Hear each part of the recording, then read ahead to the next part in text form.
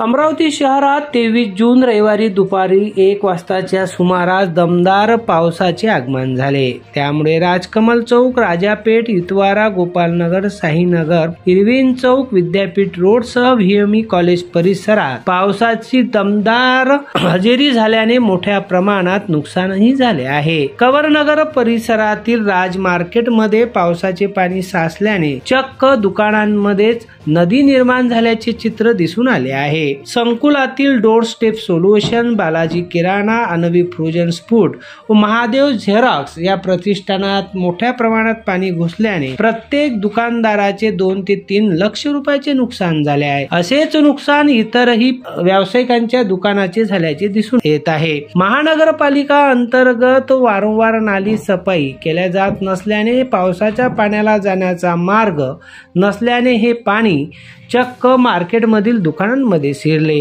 पर्यायाने यात अनेक दुकानदारांचे व्यावसायिक नुकसान सुद्धा झालेले आहे। या पावसाने अनेक नागरिकांना त्रासही सहन करावा लागला।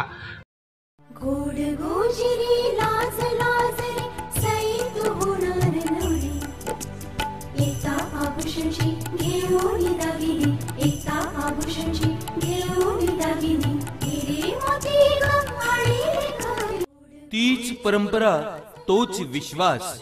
एकता ज्वेलर्स, नगर परिषद समोर, मेन रोड, परतवाडा।